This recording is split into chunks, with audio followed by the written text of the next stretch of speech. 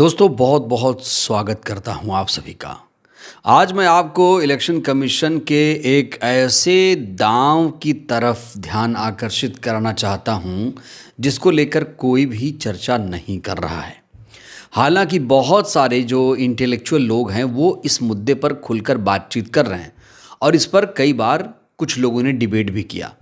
दोस्तों एक बहुत बड़ा मुद्दा है कि चुनाव कितने फेज में किया जाए, ये सबसे बड़ा मुद्दा है।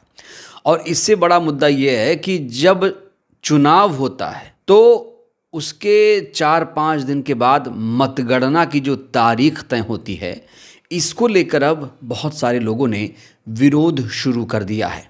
ऐसा इसलिए है, कहा जा रहा है कि जब चुनाव होता है उसके बाद जब ईवीएम को स्ट्रांग रूम में रखा जाता है तो वहां पर खेला होता है और जब मतगणना की तारीख आती है तो स्ट्रांग रूम से ईवीएम को निकालकर मतगणना स्थल पर ले जाया जाता है। यहाँ मुद्दा ये है कि आखिर ईवीएम रेस्ट पर क्यों रहती है? क्या चुनाव आयोग या सत्ताधारी पार्टी के लोग जानबूझकर ऐसा करते हैं जिससे मौका मिल जाए?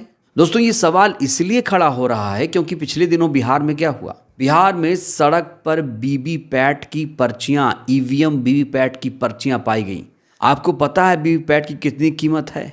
इतनी कीमत है कि आम मतदाता उसे देख भी नहीं सकता, मतलब देख सकता है लेकिन उसे हाथ में नहीं ले सकता। और इसको लेकर डिमांड हो रही है कि जो ईवीएम की वीवीपैट की पर्ची है उसे मतदाताओं को सौंपा जाए। तो जो वीवीपैट की पर्ची, ईवीएम की पर्ची मतदाता अपने हाथ में नहीं ले सकता है, वो सड़क पर फेंकी हुई पाई गई।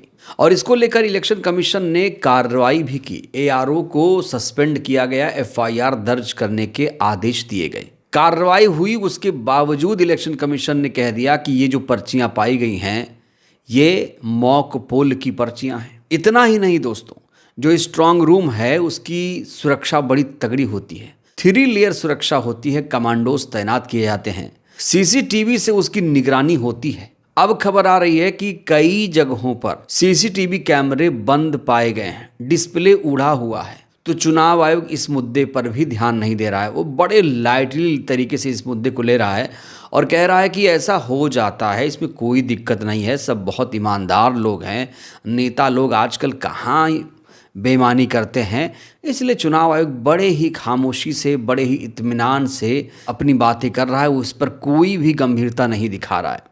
दोस्तों आपको बता दें कि बिहार में ऐसी भी घटना आई जहां पर सीसीटीवी कैमरे बंद पाए गए, यहां तक कि स्ट्रांग रूम में कुछ लोग घुसते हुए देखे गए थे। इतना ही नहीं, स्ट्रांग रूम के अंदर पिकअप वैन जाती है फिर बाहर आती है। तो ये सब क्यों हो रहा है? हालांकि दोस्तों अभी तक विपक्ष के किसी भी नेता ने वोट चोरी करते हुए किसी को नहीं पकड़ा है, लेकिन ये जो लक्षण दिखाई दे रहे हैं इससे ही सवाल खड़े हो रहे हैं कि क्या स्ट्रांग रूम में घुसकर मशीनों को सेट किया जाता है? क्या ईवीएम की अदला बदली होती है?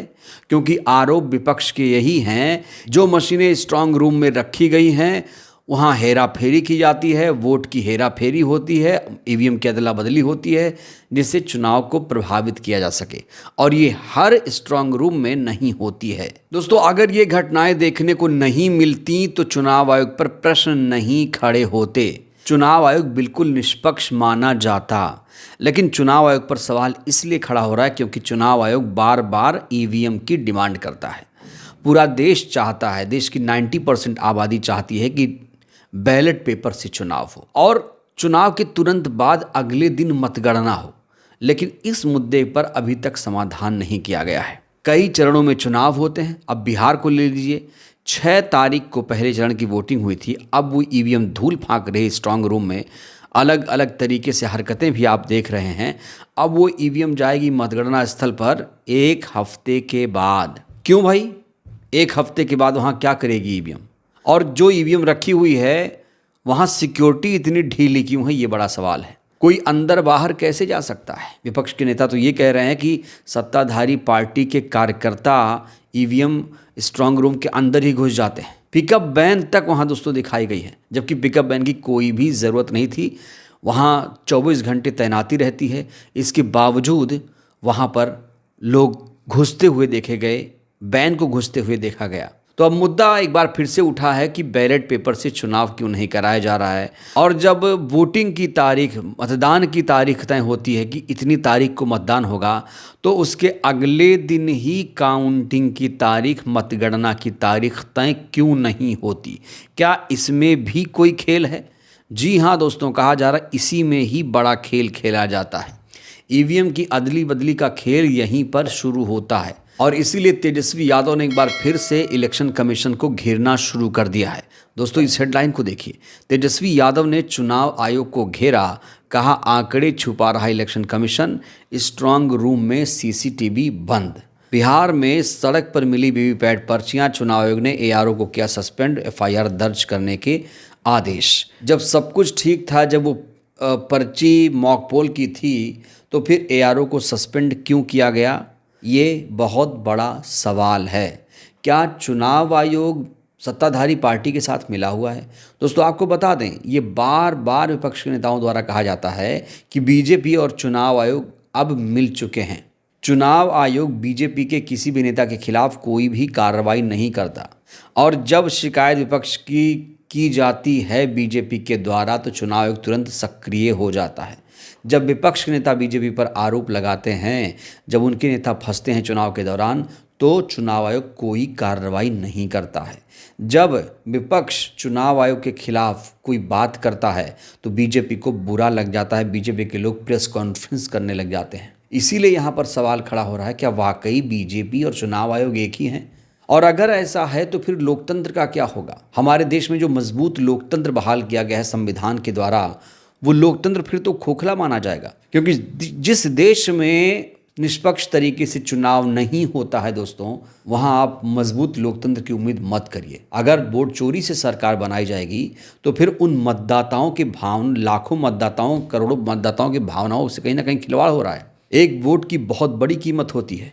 एक वोट से फकीर को शहंशाह तक बनाया जा सकता है। लेकिन अब जिस तरीके से लोकतंत्र को शर्मसार किया जा रहा है, जिस तरीके से चुनाव आयोग पर सवाल खड़े हो रहे हैं, कहा जा रहा है कि अब निष्पक्ष चुनाव नहीं हो रहे हैं। ये आरोप चुनाव आयोग पर बार बार लगता है, लेकिन चुनाव आयोग इसको लेकर कोई भी ठोस जवाब नहीं देता है जिससे देश की जनता संतुष्ट हो जाए कि हाँ भाई चुनाव आयोग सही है।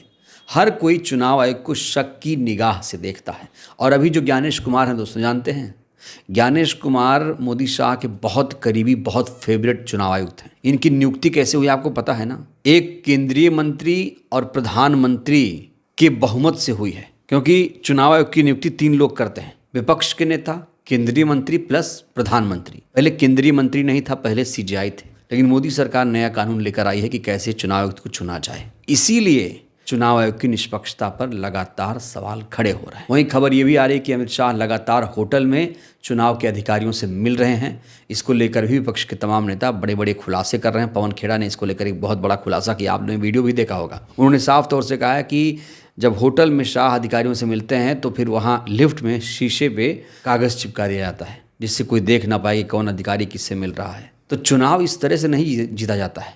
अगर इस तरह से कोई चुनाव जीत रहा है तो वो जनता की भावनाओं के साथ बहुत बड़ा खिलवाड़ करता है। बहरहाल दोस्तों, इस वीडियो में इतना ही। एक सीधा सा सवाल आपसे, चुनाव किससे होना चाहिए, बैलेट या फिर ईवीएम? अभी के चुनाव आयोग पर आपको कितना विश्वास है? कमेंट बहुत ज़रूरी है, राय दीजिएगा। बहुत बहुत धन्यवाद।